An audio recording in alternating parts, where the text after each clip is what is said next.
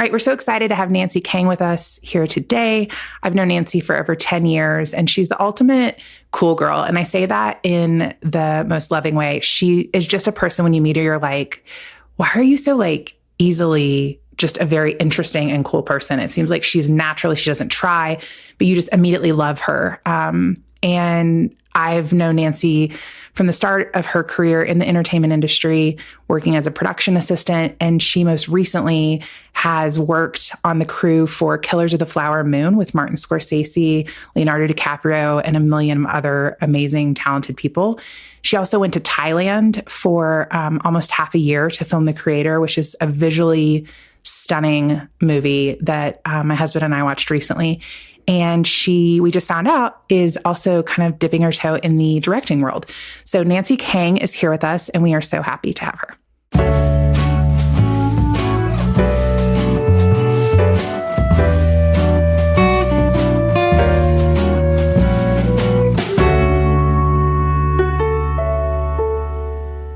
Okay, cool. Well, thanks for being here with us. We are so excited. My pleasure. And I think maybe let's start out with, like, give us the elevator pitch for your childhood. Like, what were you like as a kid? Where'd you grow up? What were you into? It was weird. We grew up on Harding Place. So Harding Place, right by 65 South. So it's a really busy road. Checking the mail was always like, ooh, wait for the cars. Yeah. I remember 4 houses down, I could see a house from our back deck. And the house, I don't know who lived there, but there were so many kids that lived there. And I just remember watching them just longingly, like, wish I could hang out with them. Would you invite me over? Yeah. My sister is 5 years older than me. So there's always been that, gap of transformative years, essentially, like major years, essentially. We only overlapped at school once, I think. So all that being said, I talked to myself a lot. I read a lot. I got caught talking to myself so much. I would make these little plays, just act out these silly little scenes. I remember my neighbor told my mom she saw me playing in the backyard, and then I proceeded to like replace the rocks in her garden that were missing. So I was just like kind of just doing my own little thing in the backyard. And I read a lot. Yeah. Were you the younger sister or the older sister? I'm the younger. Yeah.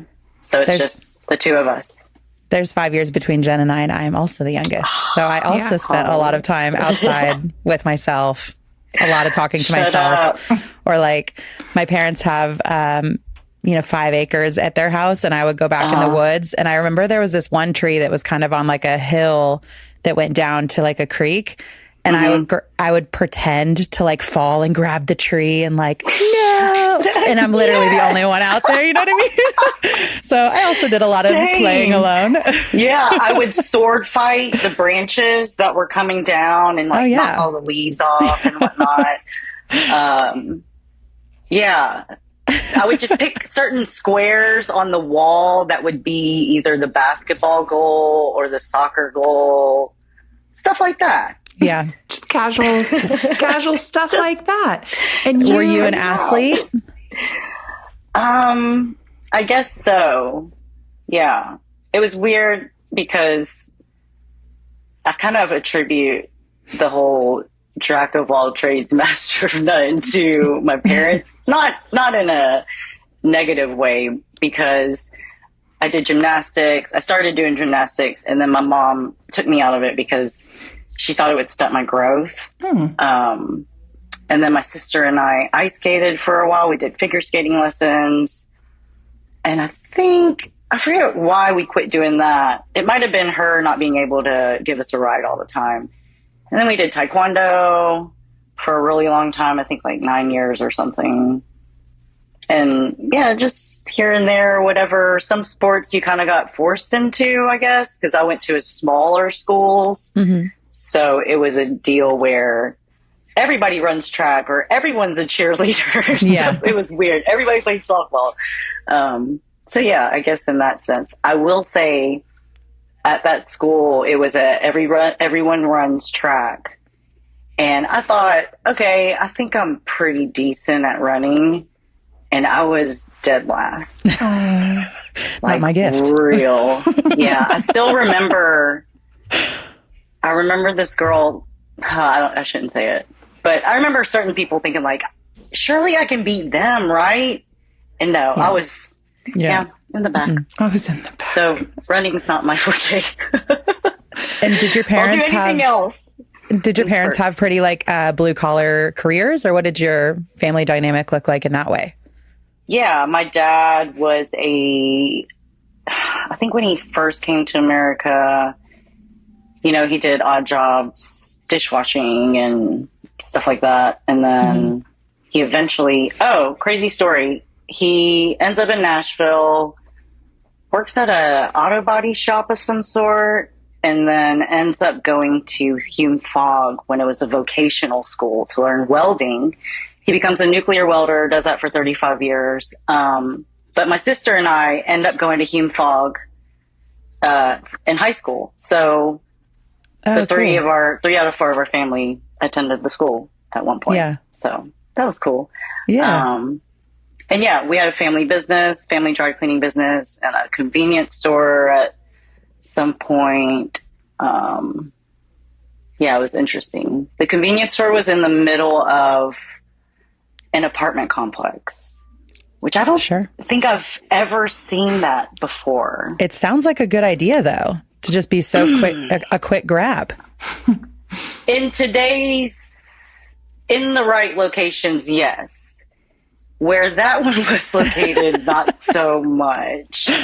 So there was always that growing up too, is we saw what it was like firsthand, what it was like for my parents, really not being able to speak the language, just running a small business on their own. And I mean, we saw them getting robbed at gunpoint multiple times.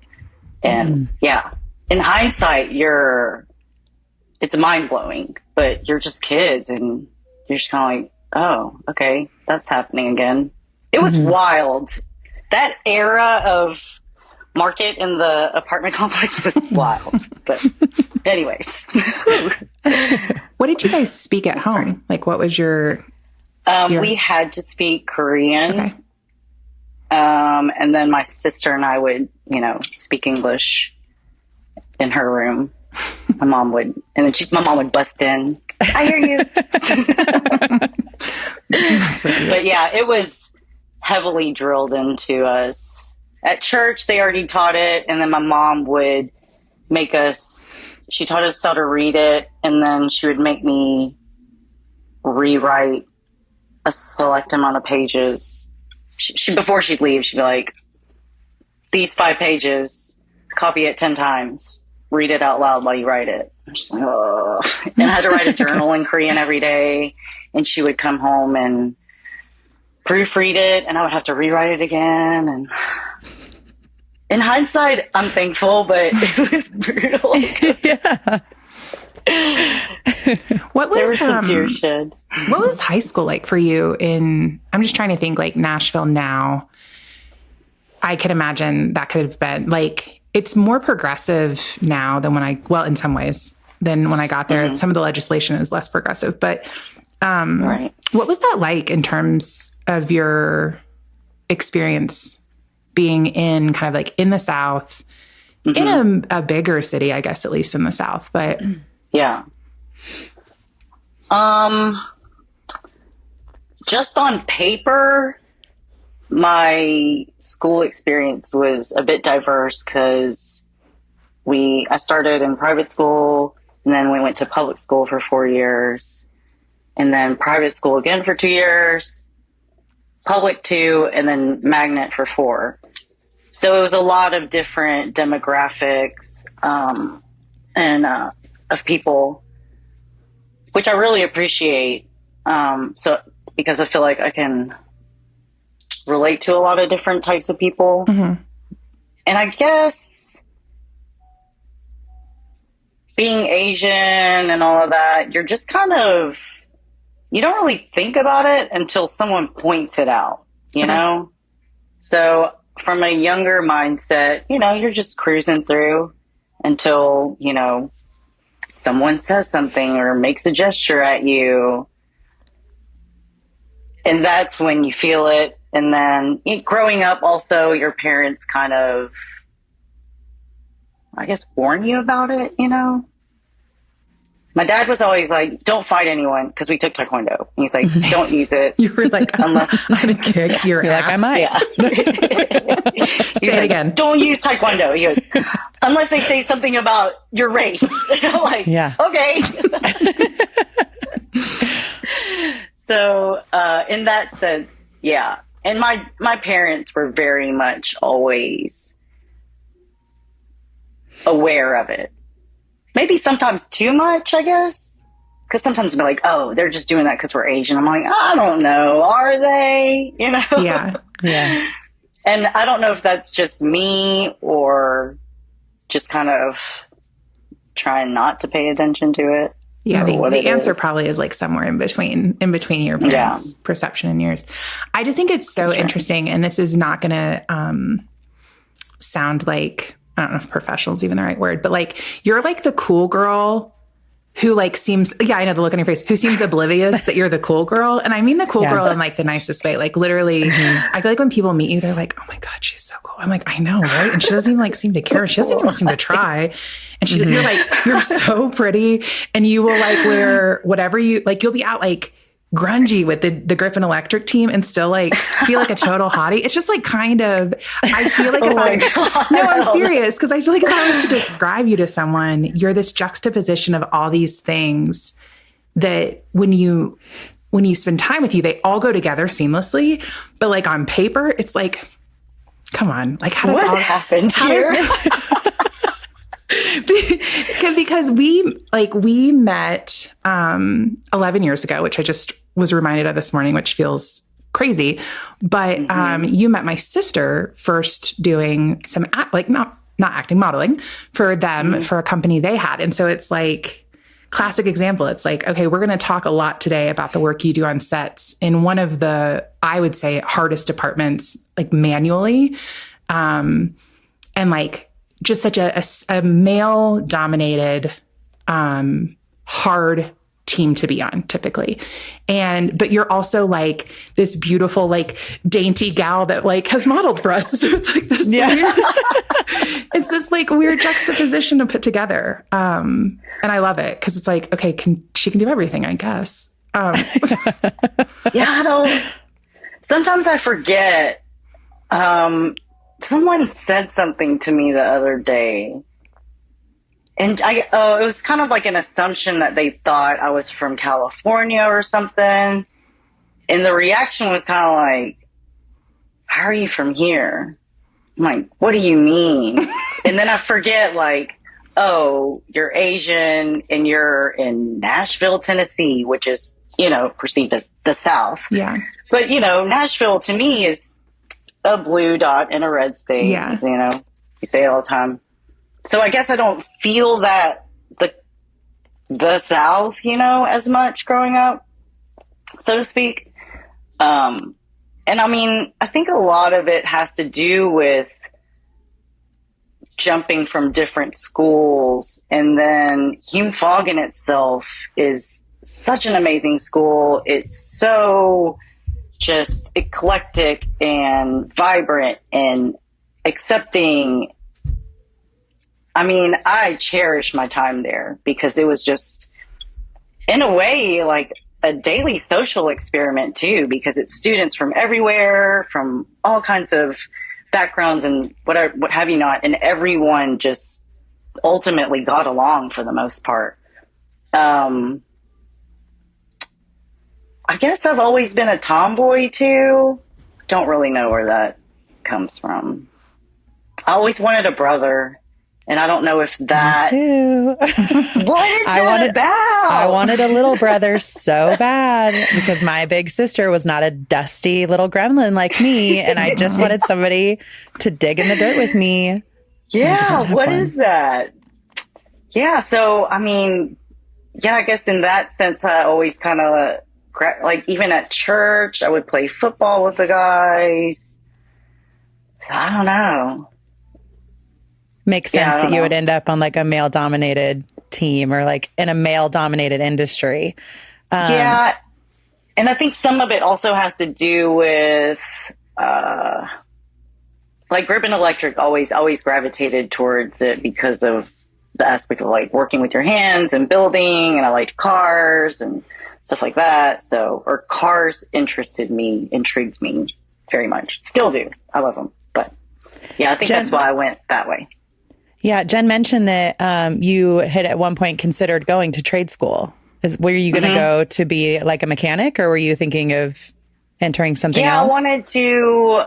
It was a lot of wacky things going on. At Hume Fogg, I was like, I want to go to fashion school in New York.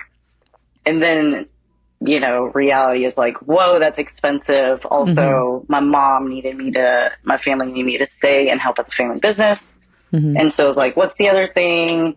Okay, I want to be a mechanic. I'm going to go to NADC. Is that the school over in East Nashville?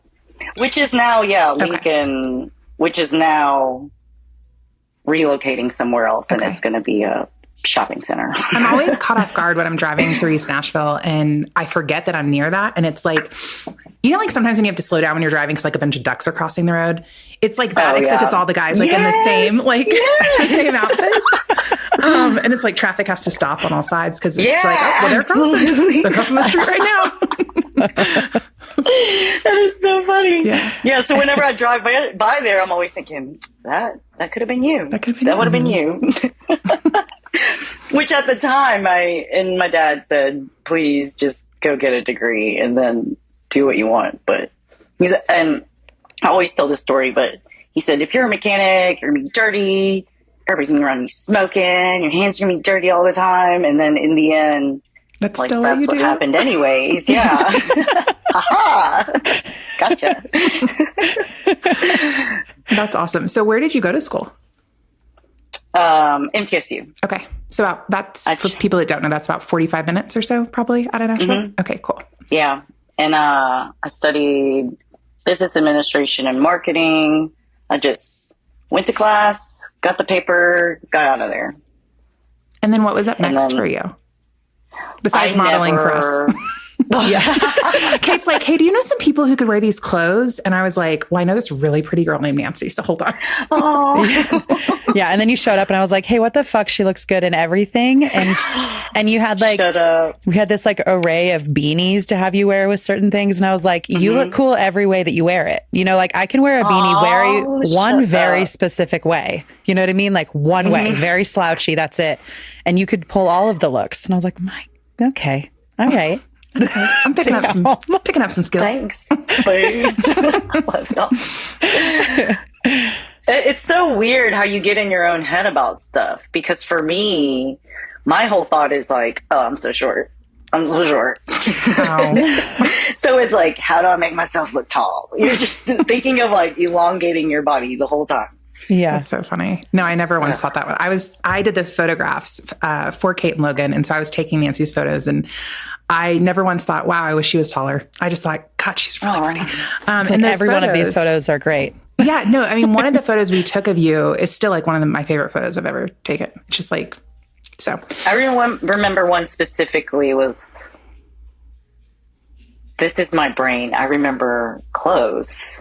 It was like blue pants, white shirt, maybe a blue wall behind me or something. I think I had brown boots on. I'll have to go back in our little treasure find of memories with you. Dig it out. But when you came out of college, is that like, what did you do for work? What was your first gig? So in high school, I was a bad kid. And then my parents made me work at the cleaners, the family dry cleaners. All throughout high school, so I never really got a spring break or weekends or anything. which also kept me out of trouble. And then I did all through college, and it was driving from Brentwood to Murfreesboro, which can be almost, 45 minutes drive, go to class, drive to Hermitage. That's almost an hour.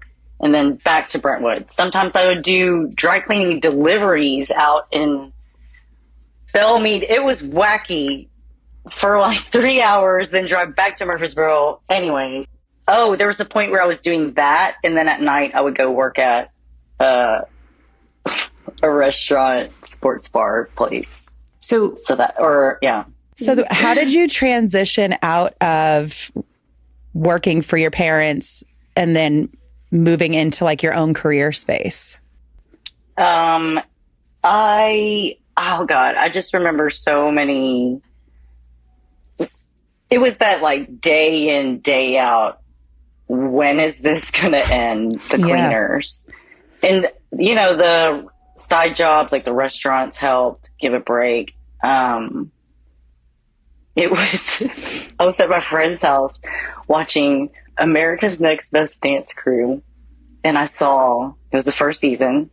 You remember Jabberwockies? Oh, hell yeah. I remember Jabberwockies. Yeah, it was that season when they won. Sorry, spoiler alert.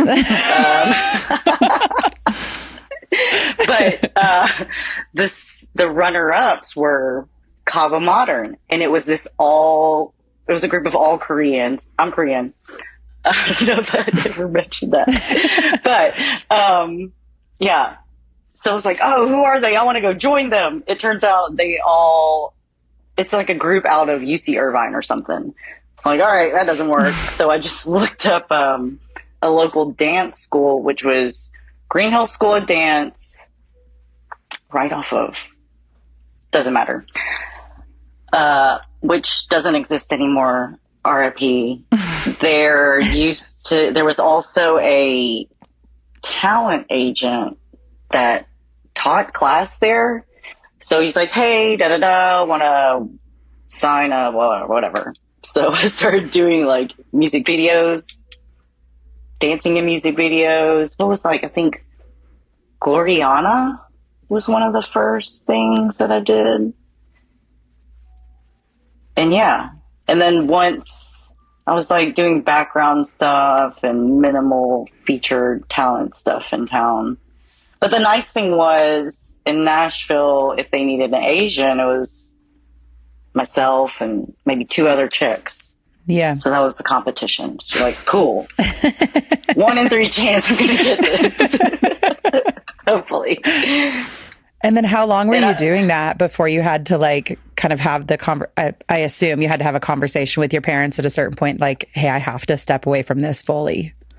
Well, and that's the thing is I hated it so much, but now I realize that having that family business, being able to have the flexibility to say, hey, Mom, I'm going to dip out for 2 days. I got this. She's like, yeah, sure, whatever. And even before that, there was a point where my friend Olivia offered me an opportunity to go work in Berlin. And so it's like, yeah, I can do that. And in 2 weeks I dipped out and I told my mom, like, hey, can I go? That's the one thing I love about my parents. To them, it wasn't about the grades. My mom always said to us, like, at the end of the day, we just want you to be a good person. Just be a good person. And she's all about traveling as well. So when I told her, like, I want to go to Germany, she's like, do it. And of course, now I'm worried, how's my mom how my parents going to handle the business alone? But it was tough for her when I wasn't there to help, but she knew that it was important for me to go experience that. So she always let me leave on a whim. That was nice. I couldn't have done that with any other job, Yeah. And then what was the question?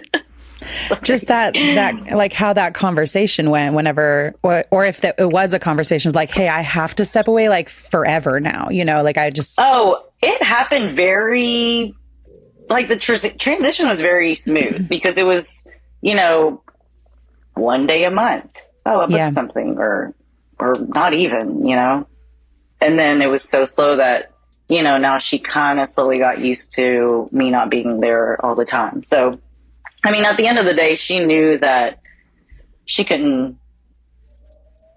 I never wanted her to feel as though she were holding me back. Mm-hmm. And I'm sure she probably thought that. I mean, I've told her, I'm like, no, everything worked out. Like, hindsight's 20/20, and I'm thankful for how everything worked out, honestly. But yeah, I started doing talent stuff, and then Peter Zavadil. You remember Peter? Yeah, I never worked with him, but his name, I mean, he was very well known around town. Okay, I thought you had.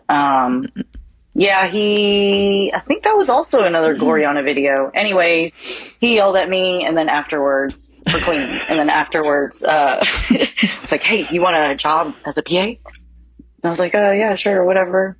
And then he's like, you probably got to do a couple jobs for free. It's like, all right, cool. And he linked me up with a couple people. And yeah, I PA'd for a while. But then it was weird because there was like the production world in Nashville. But then I also had 2 other friends that kind of shot their own stuff. And so I'd always tell them, hey, if you ever need any help, whatever. So I'd go help them as well. So yeah, it was a lot of intermingling of a lot of things at once. Okay. So at that point, when you started PAing, you would have been in your 20s. Mm-hmm. Yeah. We had, I don't know how long you've been PAing when we met, but we had a job. Let's see if you remember this one. Private Lives of Nashville Wives. Do you remember? It was a TNT. Oh, yes. Yes. I delivered the gift bags to all their fabulous homes on high mountains. Everybody's driveway was like this. And I think even last year I was driving to the park with my mom, and I was like, oh, I'm into that house. Why? It's coming back to me. Yeah. Yeah. That job was, so that job we did with April Dace, and it was I would say one of her larger jobs at that point. I think it was running through her company.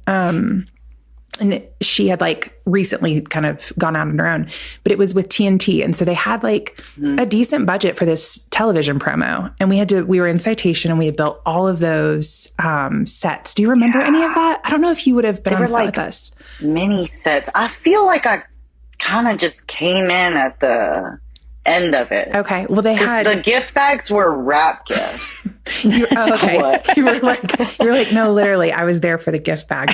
Well, I looked back at your deal memo from then, and we had you on for 5 days. So I feel like you would have been. I can't imagine you were delivering gift bags for 5 days. But anyways, it was my. You trapped me. Nancie, I'd like You're to like the IRS. You fucking knew, and you still made me say, no, I'm just dropping off gift bags. No, that's so funny. But it was my first job. I had been teaching elementary school. I had been in the industry. I'd left the industry, gone to Indiana, came back to Nashville, and was like doing production work just until I found my next teaching gig. Like, that's what I told myself. And April was like, hey, I want you to coordinate this job for me. And I was like, I don't coordinate. Like, I don't know how to do that. Like, when I was in the industry before, I was taking photos. Like, I PA'd, but like I had never coordinated. And this was like a big job. I was like, I think you should find someone else. And she's like, no, you'll do a great job. And we still laugh about this to this day. And if any thieves are listening to this, she doesn't do it anymore. But we used to work out of her house, and she had all of this petty cash. I mean, I'm $30,000 just literally in her like junk drawer. And we used to open people would come over to run errands, and we would open the junk drawer and be like, signing you out 5,000. Like, and then we just shut her little door. It's so stupid.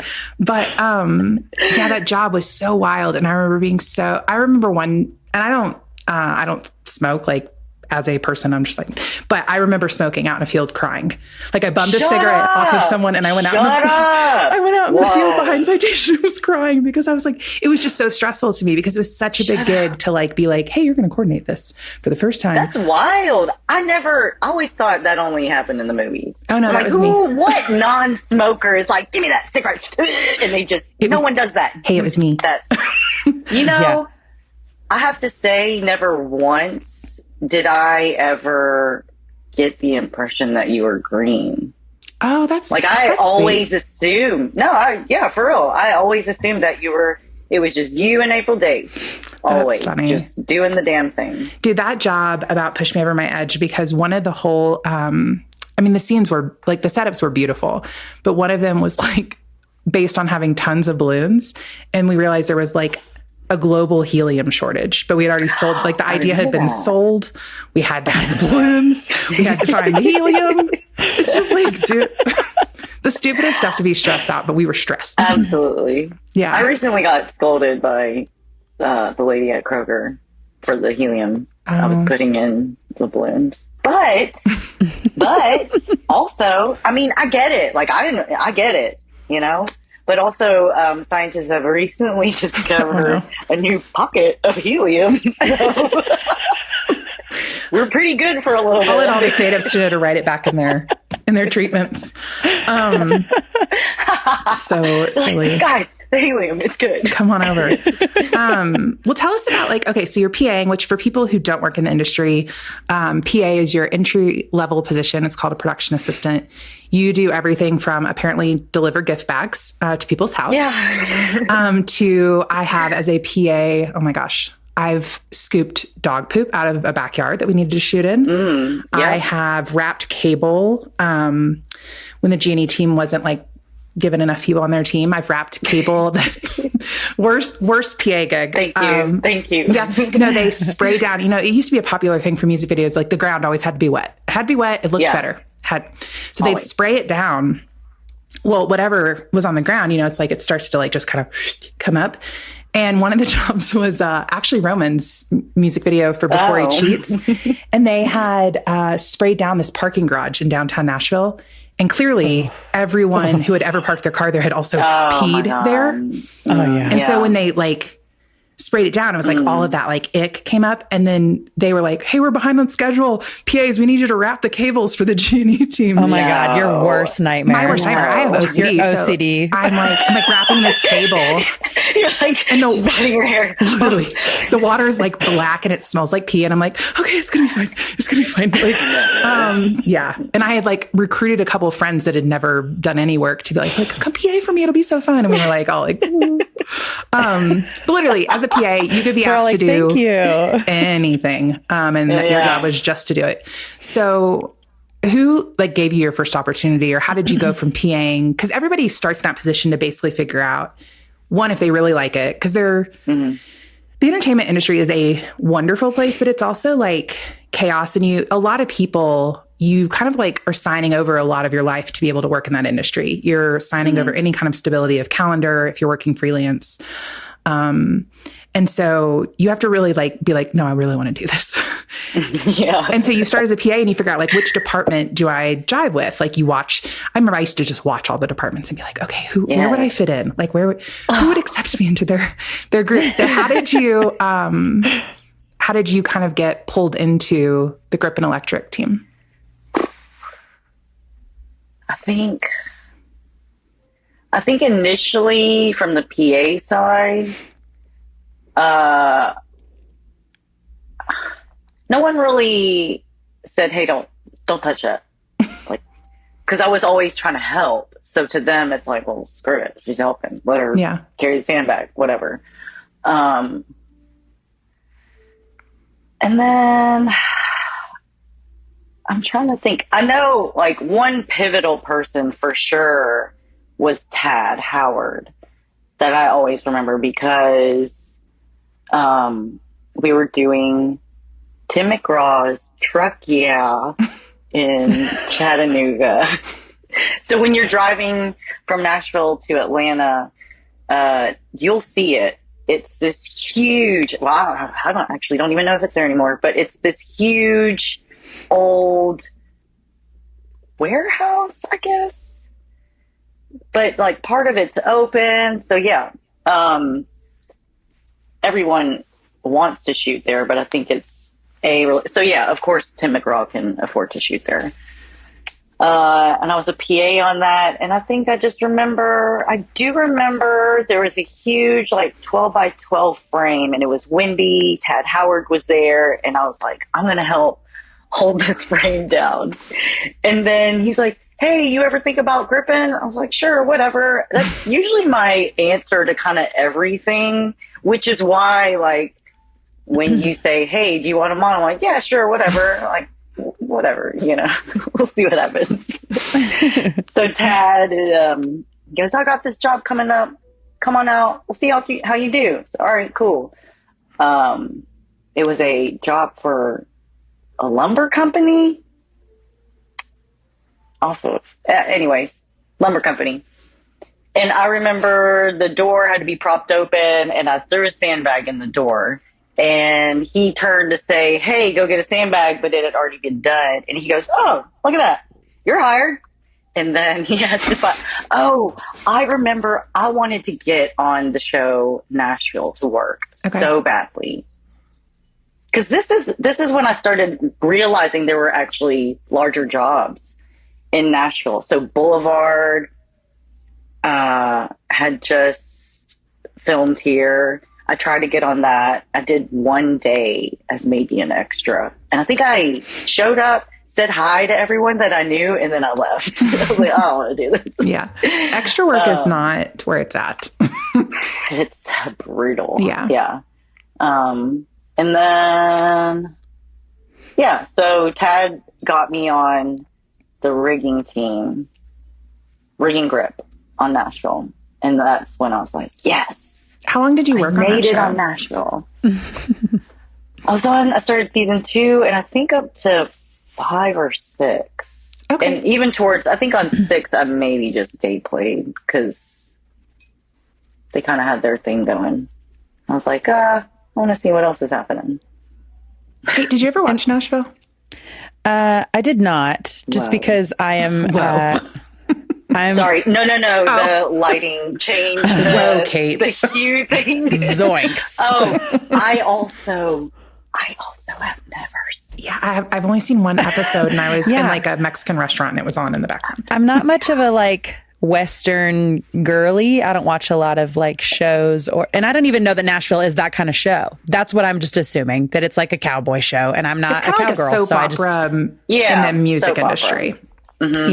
Yeah. What is and so like your job on the team, like what does that mean? What does it mean if you're on the rigging and I don't even remember the other word you used, that team? So rigging grip, in Nashville, you kind of have to do grip and lighting, or grip and electric, G&E. The grip side, lighting lights, runs power, and then grip is, we say, like shaping the light or taking away the light. They're also like camera support when the camera needs to do a certain move, things like that. So if you're on the rigging grip side, then you're kind of leapfrogging main unit. You're going in and setting up, like, for instance, if you're doing a day for night, we come in and black out and tent an entire house or what have you. Does that make sense? Go ahead and okay, cool. Yeah, just making sure. And then we'll like land if it's, for instance, if there's a large grip package that needs to land, or like a techno crane or something, then we'll get it in. We're kind of like prepping for main unit essentially, or we'll pre-rig things, bring in condors, rig like huge 20 by. I'm trying not to use like really. Well, I was thinking like even fly swatters. Yeah. I don't know. It doesn't make sense. I needed a fly swatter this morning. I had a fly that was really bothering me. But like even a 12 by, when you say that, like just making people understand that on these film crews, it's 12 foot by 12 foot. It's a frame. So it's like a metal frame that then is on like essentially a C stand. Stands. Mm-hmm. And then they'll have like some kind of material, obviously, that's like in that frame, Kate. And so what it does is it like diffuses the light.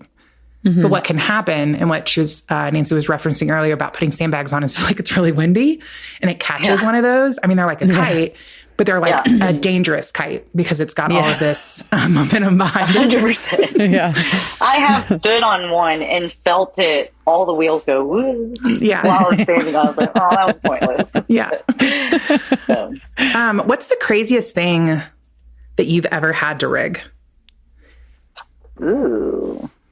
Or anything that like you've been like, when you're done, you're like, dang, that's impressive. There's certain things, I guess if it's like high-end vehicles are always a bit nerve-wracking. For me, it was just, I guess, kind of going from a PA to rigging grip on a big show. And suddenly it's just like huge machinery. Everything was just bigger. So everything was like, whoa. So this is a standard 20 foot by 20 foot fly swatter, like a huge frame rigged to 100-foot condor, 80-foot condor, whatever. So that to me is like, whoa. And also Tad, that's the other thing with Tad. Like he got me lift certified immediately so I could operate the lifts. I just thought of a story, but I don't know. Okay. So when my job is like, I would hire the individual teams, and then like what you would do is you'd hire the gaffer, which is the head electrician, and then you'd hire the key grip, which is like the head of that department, and then they would build their team out. So I was always super excited when Nancie would be like on the team. But when we would be on set, a producer's job is never done, or a production managers or coordinators, anyone in that role. But the shoot date is supposed to, in theory, be the day that like most of your work is done and you're observing what's going on to set and responding as a production person. So usually I would like, wander around and like talk to Nancie or talk to other people. And I just like that. I cannot say enough about that department. Like you guys are just badasses, because it really is the thing that, if you guys don't do your job right, like people will get hurt. I think there's just like a heavy level of responsibility there that I imagine in the beginning of your career would have been to some degree terrifying. Even if you had like really great people like Tad who were looking out for you and believed in you, it's still like, no, if I bump into that thing or if I don't secure that thing, that's like a $50,000 mess up. 100%. Yeah. It drives me insane when people don't take it seriously. Yeah. And I mean, people post photos of rigs and whatever. It doesn't matter what you post. It could be perfect. Everybody's going to tear it apart in the comment section because everybody's a critic, but also there's a million ways, not a million, but there's always more than one way to rig something or build something. But yeah, at the core of it is safety. And, we still see things from how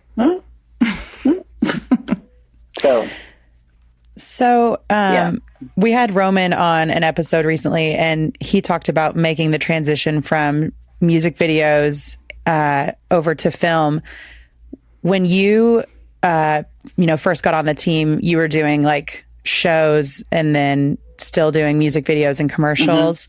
But then like, is it a totally separate industry to then jump to film? Or, because, for Roman, it was like, I moved and I wanted to do that, but then I kind of had to like also earn my cred back. I had like had all of this with my name with music videos, but moving to film, it was like I kind of had to start over in a sense.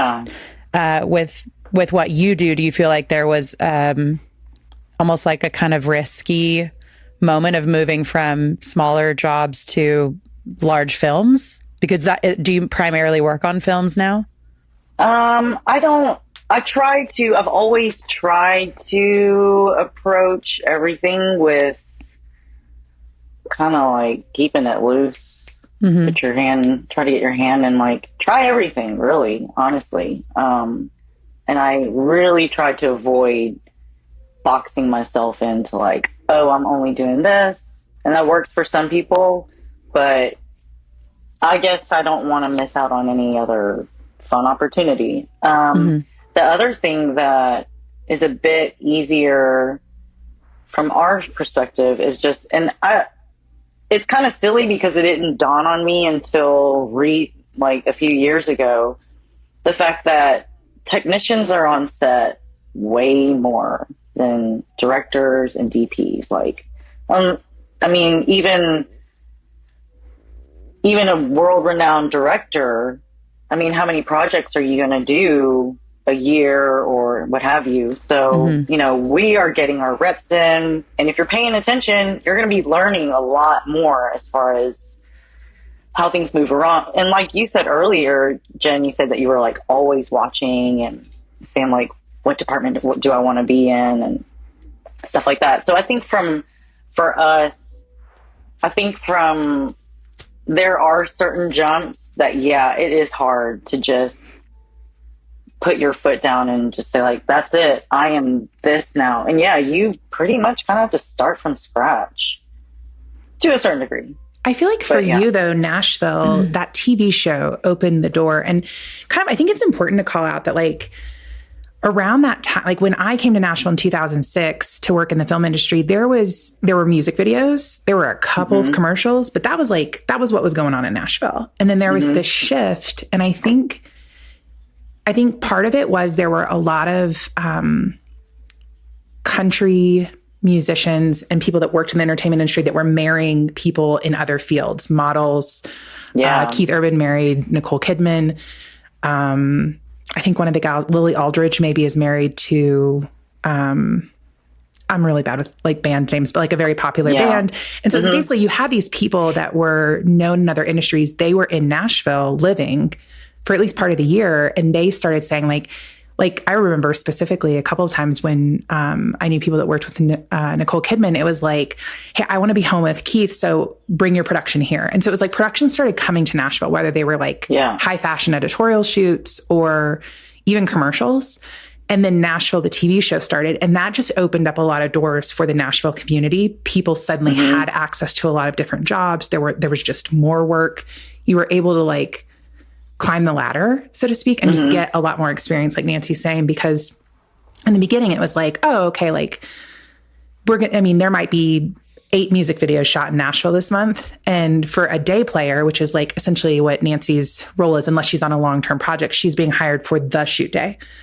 Like that's 8 days of work. So when those opportunities opened up where there was TV shows, it really gave the opportunity for those positions to be on set a lot more, just because there was a lot more going on. And being on a show is such a fast track to learning. Yeah. Because it's just repetition. And I need that.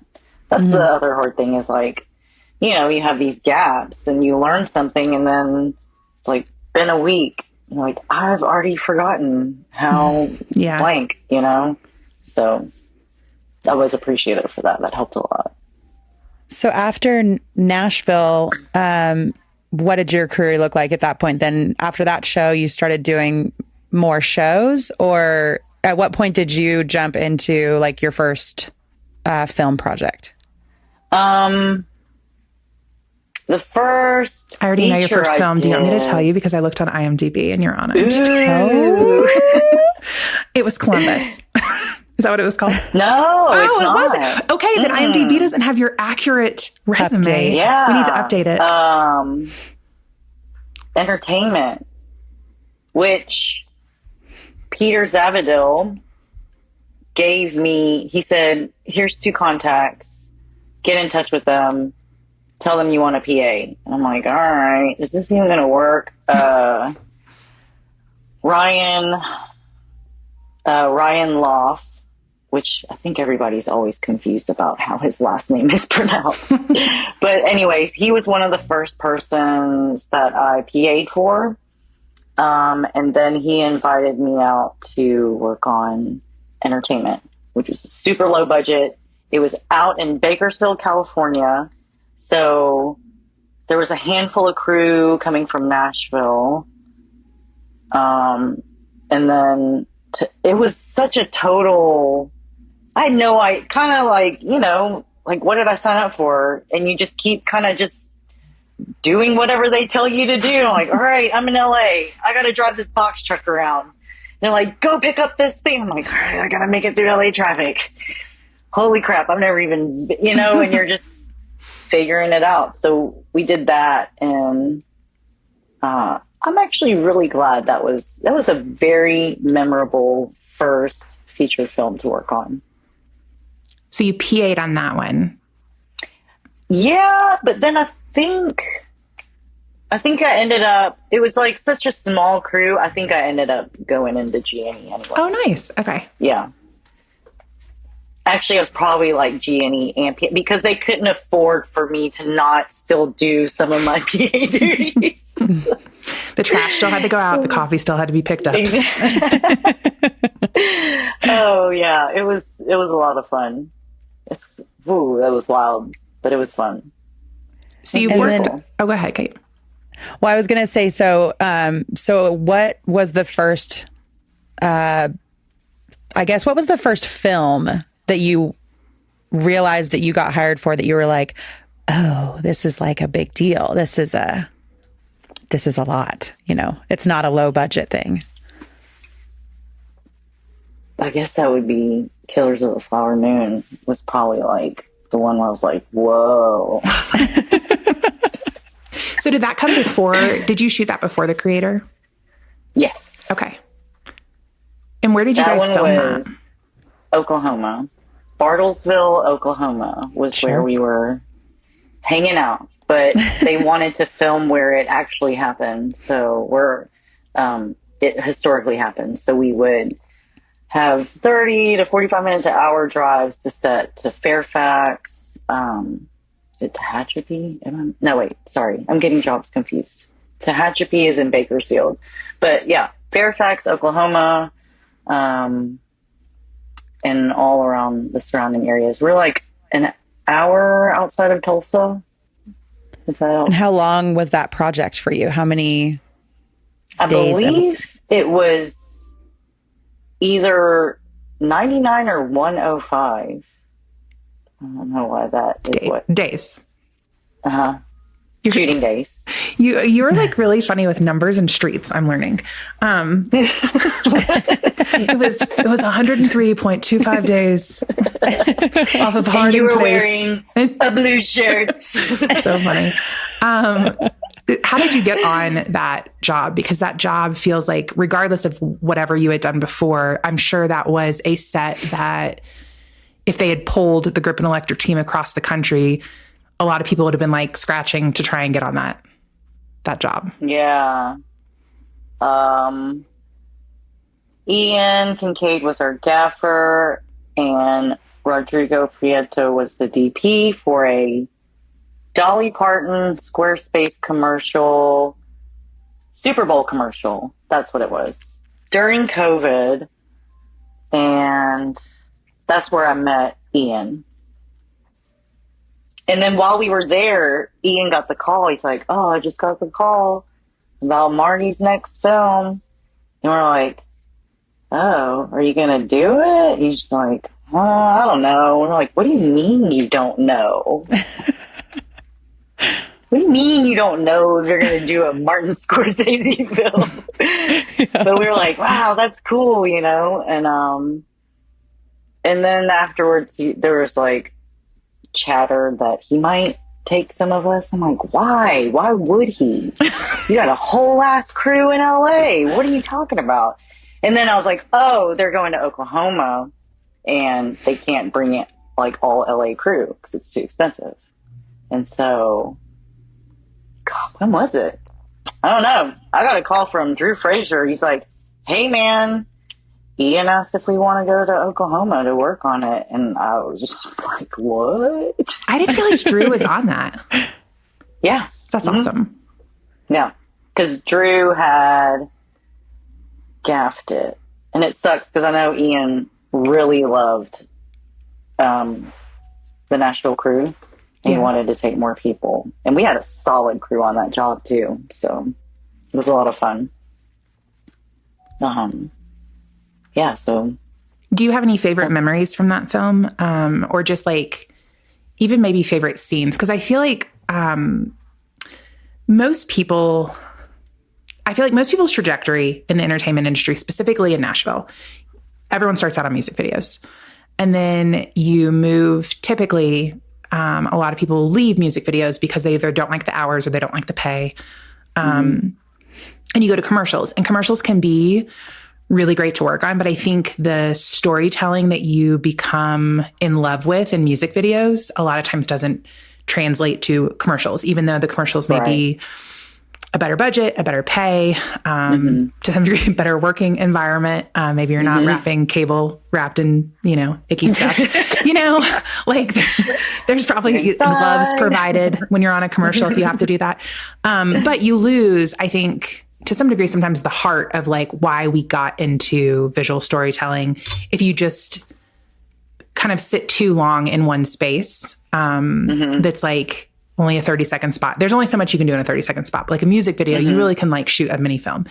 So when you got on that movie set, were there any scenes where you just like stopped and thought, I can't believe that I get to be a part of making something so like beautiful. Like this scene is so like beautiful that it's like, it just resonates differently for you, that that's a part of your work. You're getting paid to do this, like on that job specifically. Yeah.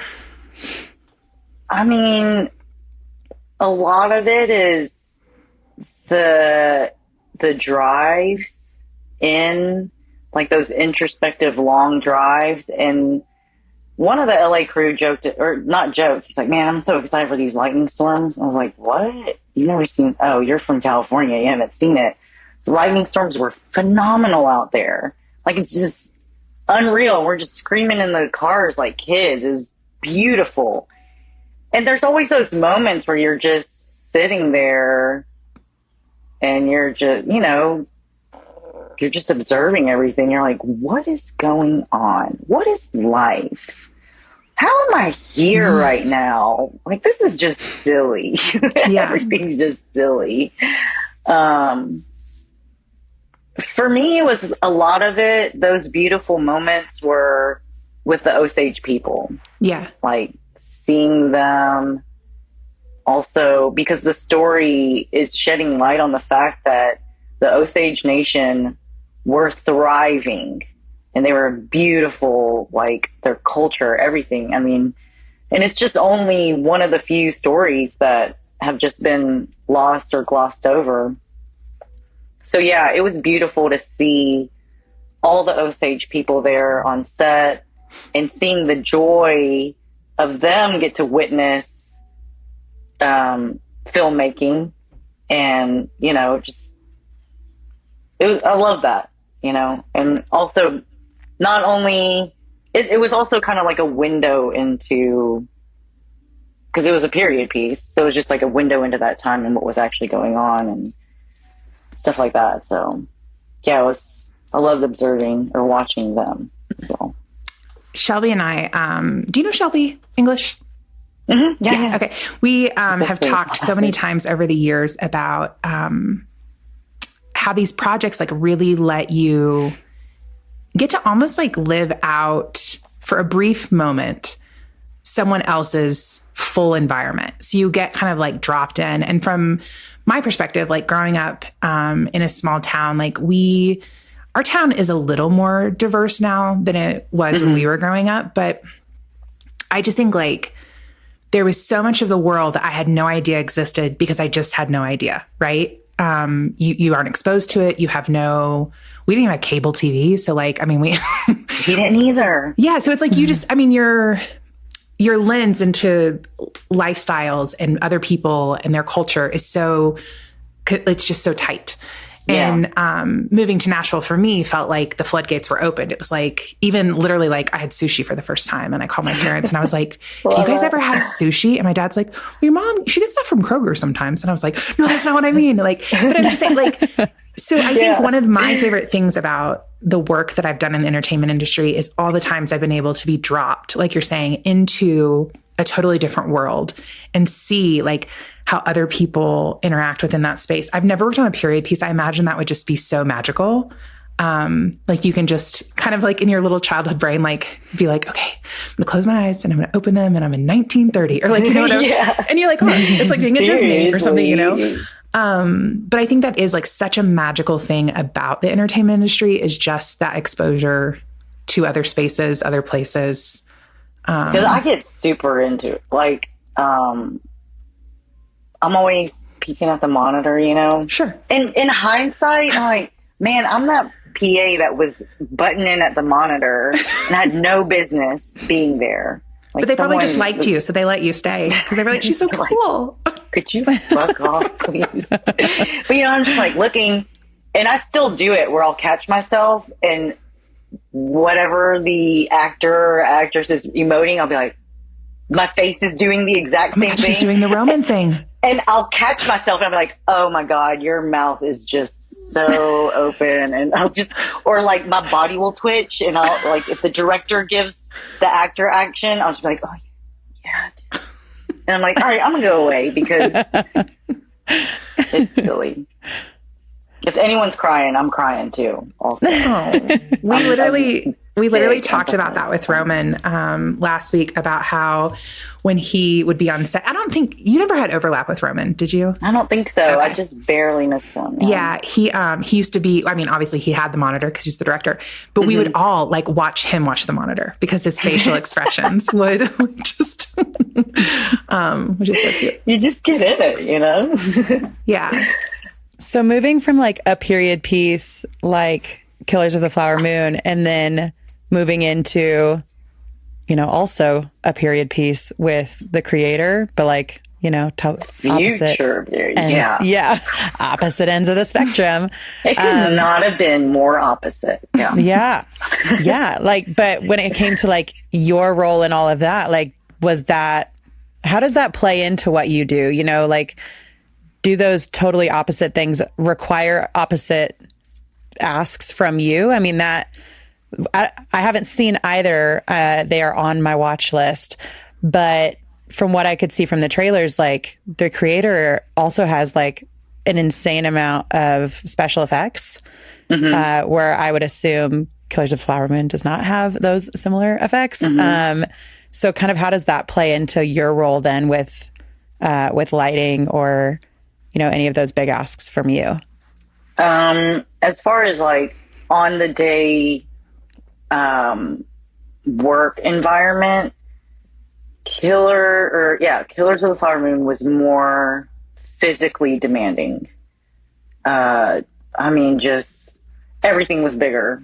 The lights were bigger, the cable's bigger, everything is just, you know, I mean, granted we had solid help, a lot of people, but the weather was gnarly, so that was always another element of just pushing things through mud and that aspect of it. Thailand was so hot. So hot. I mean, they were both hot, but Thailand was just brutally humid and hot, and it was more physically demanding in that aspect, and also I guess the terrain also, because certain feature films, like there's certain creature comforts, like you got the Teamsters to help with stake bed, like bigger trucks to help logistically, you know? And on the creator, it was, well, the way we've been describing it is kind of just like a big budget, like film school type. That's not the exact words, but it was like a lot of run and gun, not as so by the book structured. And my friend Pitai, who I met on Killers of the Flower Moon, is the one who invited me to work on the creator. And he did a recent interview with B&H, I believe. I hope I got that right. But he was saying like why he had asked me to come on, and it was because he knew that this job was not going to be traditional in that sense, like shot traditionally. So he kind of needed someone that would be able to just go with the punches, roll with the punches, and just kind of think on the fly. And I enjoy, sometimes I kind of get like, you know, hey, don't do that. Like, I tend to cross the line a lot, but I love it. But in this sense, it was fun because we could just, you know, like when it's a lower budget thing, everyone can kind of jump in and help because we're all just trying to get this thing going. So it was kind of that aspect there where everyone's just trying to do what they can to make it happen. And it was more on the fly, I think.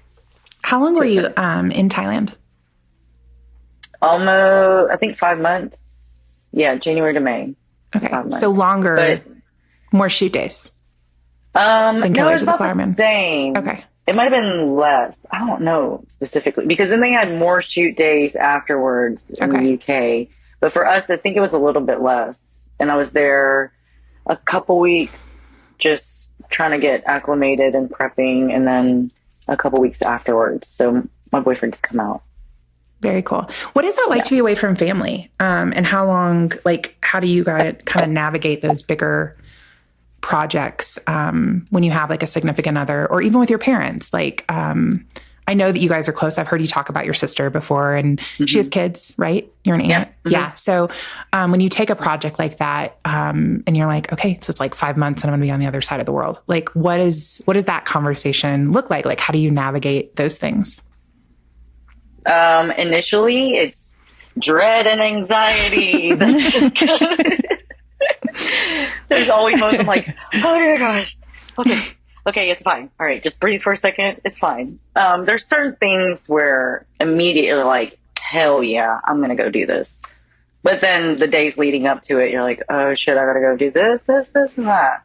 I am so lucky to have a partner that we are so the same, so identical in so many ways, and also very opposite. But I think when you know that you're in this for the long haul, you know, and we both know it's like what I love, and luckily we are able to have a lifestyle that can afford me to be gone, you know, that helps a lot. One of the last asks that I kind of had as soon as you said it, I thought like when you were talking about I feel like you were talking about earlier in your career, but you basically were just like, anytime someone asked me something, I was just like, yep. Like, let's do it. Let's see. Let's try it out. I think that like the power of having a yes brain is something that like I hadn't even really considered until I felt like I had like lost it. I feel like I very much used to be a yes person, and now there's always these like asterisks of like, I have to think about all of these other things before I can say yes to something. And then a lot of times I'll still say yes, and then I'm like shitting my pants the whole time that I even said yes to begin with. So don't get me wrong, there's plenty of that too.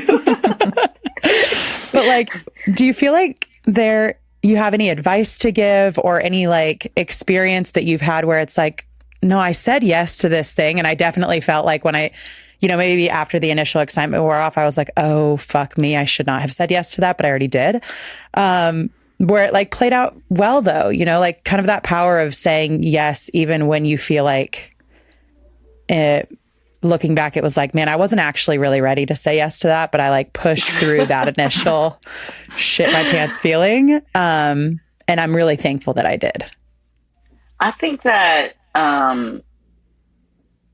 probably that job, that entertainment gig, in hindsight, I'm always just like, man, what was I doing? What did I think I was doing? Yeah. And it's what, you know, it's also one of those jobs where, you know, I hate to say trauma bonding, but, you know, we all got through it together. Yeah. That kind of deal. But yeah, there was also I also remember my friends going to the local premiere to watch it. And I was so excited. And I'm watching it and I'm like, oh, it's beautiful. Da, da, da. And then my friend afterwards goes, what did we just watch? And I looked at him, I was like, what do you mean, what did we just watch? What are you talking about? It was beautiful. What do you mean? And it just like shattered me. I was like, wait a second. Was it not good? It's still good in my book. Yeah. Sure, it's not for everyone. You know, it's just not black and white, you know, easily digestible. Well, I just feel like, and like, I think it's probably common for people, like, as you get older, it's sometimes a little harder to continue saying yes to things because, like, life experience is like, hey, sometimes this shit's really hard, or sometimes it doesn't work out, or what about all these things? So I think it's cool to hear that, like, that you've hung on to that, like, yes, spirit on things. Like, and even, you know, when Jen mentioned, like, having to leave family behind for that long and, you know, having family that are, like, so supportive of you and just, you know, you figure it out and, like, it just is what it is. But, like, it's refreshing to hear that, like, while you're this far into your career and you still have, you know, decades left to work if you want to, it's like you have maintained that kind of yes mentality, and then everything you just figure out all the back end stuff. I have to preface, you know? though, I was always negative before. I think high school and on, there was a period where I was just so negative, so pessimistic. It was just like, who cares? Oh, my sister would always get so annoyed with me because I was just like, who cares? Nah. Like, that was just my attitude towards everything. Just, whatever. And oddly enough, it was when I was working that little thing in Berlin with my friend. There was this guy, which, looking back, it would be so easy to just be like, hey man, fuck you. But we were working, and I was like the guest relations manager, which is more of a glorified host, or if you will. And we were working, and he goes, hey. And I was like, what? He goes, you should, like, just smile. And I was like, what do you mean? He's like, your face is always so stern, which is like, nowadays, a dude just like, you should smile more. Like, it didn't come off that way. Yeah. It's just like, lift your energy, you know? And I was like, all right, if I'm the first person you see coming through the door, like, I should probably boost it a little bit, you know? Yeah. And I think over time, like, that kind of just, I don't know, I did this a little bit more, whatever this is.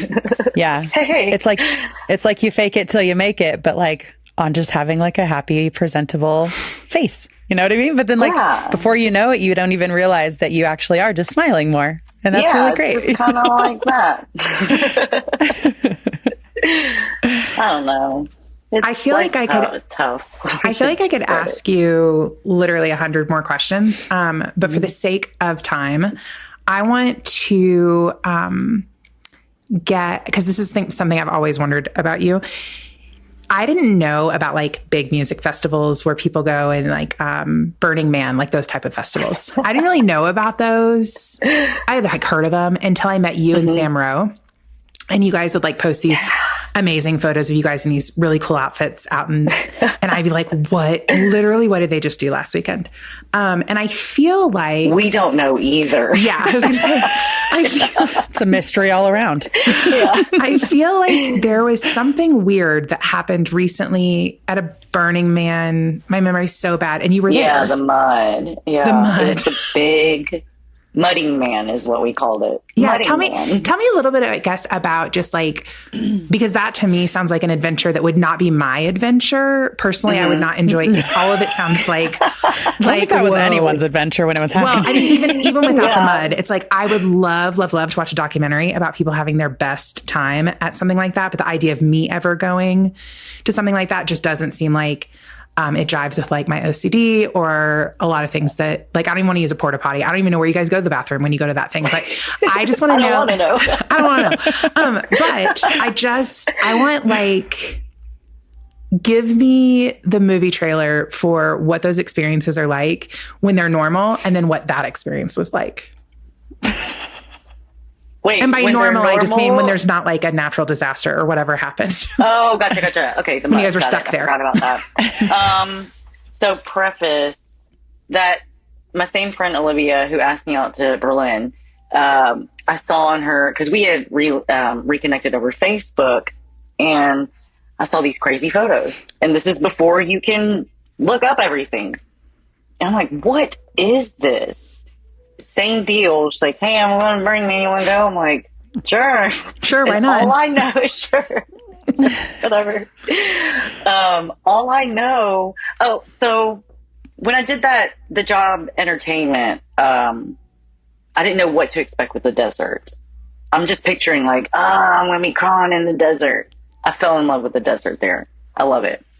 So that being said, she invites me out. I'm like, yeah, all I know is what photos she's posted. I get there. I don't know anything about anything. Oddly, there's actually a lot of production people out there because there's like building and art and stuff going on.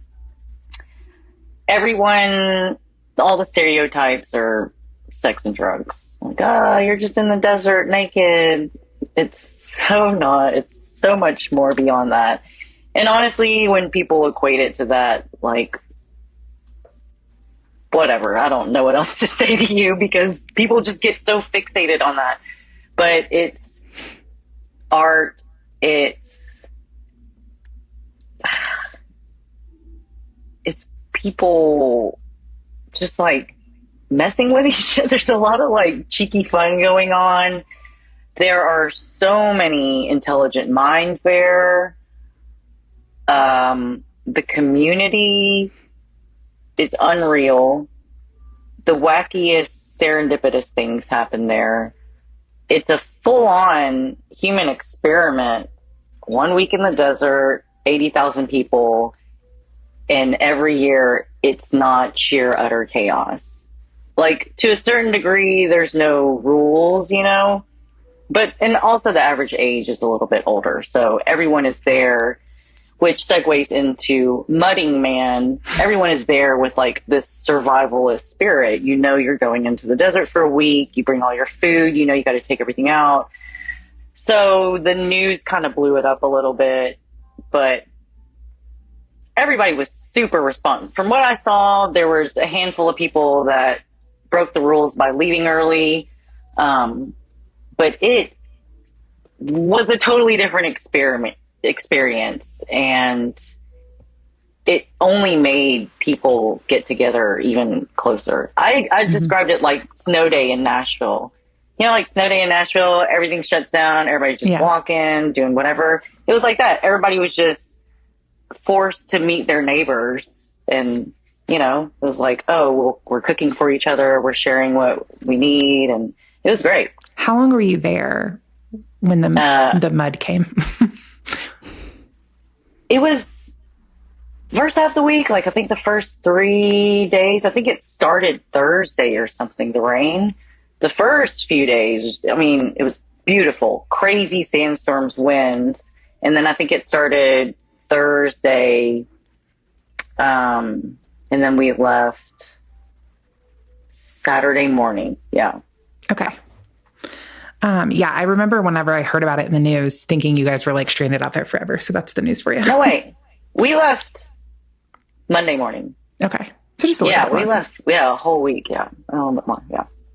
Very cool. But people like you, whenever you're like, I could never, you're the ones I'm like, you can do it.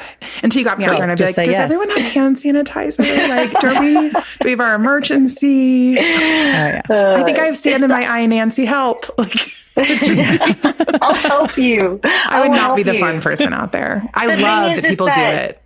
There's a point where the funny thing is when the mud happened, it was interesting seeing how every single person reacts to like kind of an emergency situation. Yeah. Some people freak out. Some people are just like, whatever, keep partying, whatever. Let's go continue our whatever week. But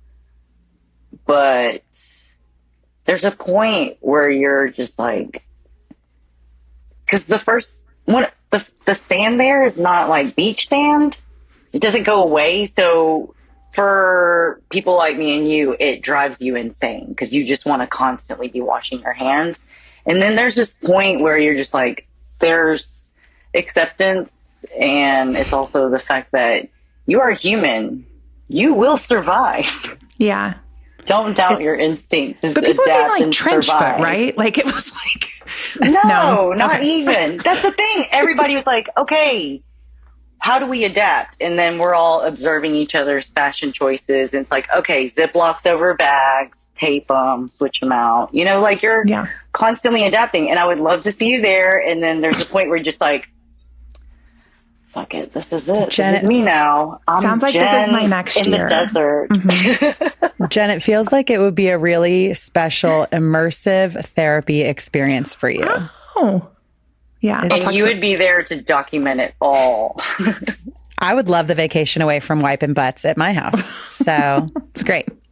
You'd be surprised how many people bring their children. Yeah. There's a lot of children there too. Oh, I would never. In case like, no, they can stay home. This is my Whose vacation. kids? Not mine. Not my kids. No. Mm-mm. Oh my gosh. Well, thank you so much, Nancie. This is so fun. Kate, do you have any rapid fire questions you want to ask? Oh gosh. Let me spur on you. I know. So much pressure. I don't think so. Okay, I don't think Fine. I have. You hold. Okay. You hold. Okay. Nancie, favorite project you've ever worked on? Ooh. This is not rapid fire. I'm so slow. Oh, she's slow. Okay, we'll take our time. Oh, okay. I'll say something. I directed something recently. So, I love this. Yeah. Oh my God. Is it out? We know what it is. No, it's not done. Well, I directed two things. One is a small commercial. It is out. There's another one that I am more passionate about. It's an art piece. It should be done soon. So I'll send it to you when it's done. Oh my gosh, I love that. Hey, wait a minute. Are you trying, like, would you, 3 years down the road, like, would you like to be directing rather than working on the So the reason reason I have been going back and forth about this. I genuinely love G&E. Love everything about it. I love the homies. I love the aspect of the work. I love the fact that the workload is not like, I don't have to take it home all the time. But at the same time, there's all these other art interests that I have, and directing is kind of the only way that I can get my hand in everything. Like I said, I'm always crossing the line, and I want to mess with everything. So that's kind of the only way to do it. I'm just kind of seeing, I don't want to be that, like, I'm a director now. I don't know that I want to do that. It's more so, can it be a hobby? Can it be just something fun? Can I do it for things that I truly, truly want to make, like story-wise, Well, I would like to throw my hat in the ring to produce one of your projects one day. So keep me in mind. That's so fun. Let's go. And then we can smoke a cigarette and cry in the field together. Perfect. I love that. With Doritos in our back pocket. It's fine. Yeah. Maybe I'll just be shoved. Maybe at that point, they'll just be in like all my pockets and I'll just be pulling them out. Okay. Next question.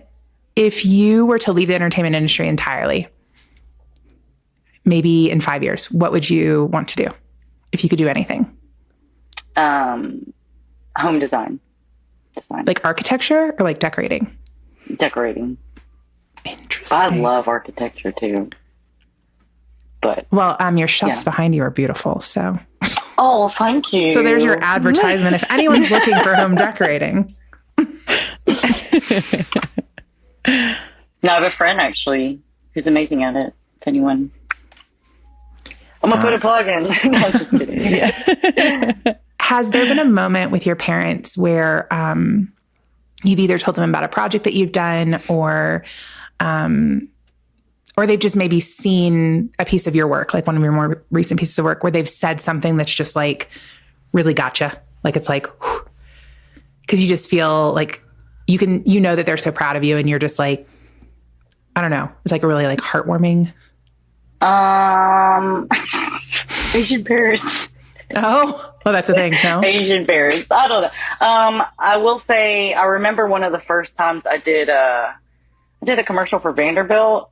And I remember they called me and they said, hey, we saw you on TV, and my church friend saw you on TV. I was like, oh, cool. I didn't know it was like, I hadn't even seen it yet. It's like, awesome. So they were excited about that. I was like, oh, yay.